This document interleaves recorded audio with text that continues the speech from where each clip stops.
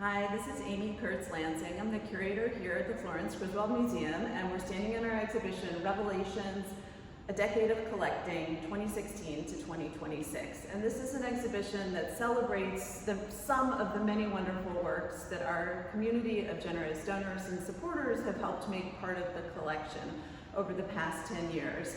And I'm especially excited to talk about this piece by Adger Cowans called Ancestral Memory. It's a newly acquired work, just added to the collection at the end of last year. And Adger Cowans is an artist who currently lives in Bridgeport, Connecticut. And this is a piece that he created as a painter, though he has for years been best known as a photographer.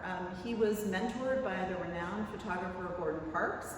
But at the same time that he was pursuing his photographic work, he also took up painting in a very experimental way to get out some of his other interests in exploring aesthetic concepts. And so he would find many of his tools for making art at the hardware store, or get help from others in devising them using brushes and squeegees and materials that you wouldn't necessarily find in your art class for making a piece like this. Ancestral Memory, which is from 1997, really gets at the heart of why Cowans is pursuing painting, and that is as a means of expressing a sense of joy.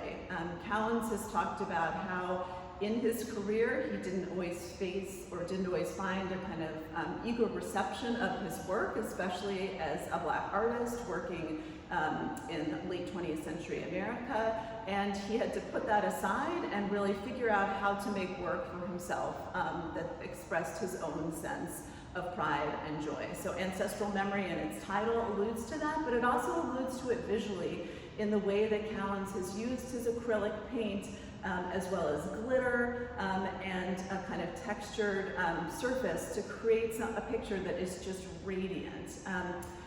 His technique is quite interesting. He would take a piece of textured plexiglass and then layer his acrylic paint on that with glitter by spattering, by squeegeeing, by brushing, and also by stamping. And by doing all of those techniques, that's how he created the fascinating surface that you see here, which has a lot of bumps on it, but also a sparkle from glitter as well. And thinking back on his African American heritage, he also has included some symbols that are borrowed from stamps borrowed from the patterns of kente cloth.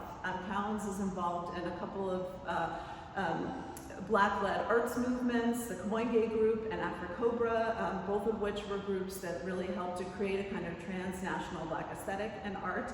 And so we're very excited to now have this picture, this painting by Cowans in the museum's collection, and to explore where the stories that it tells can bring us.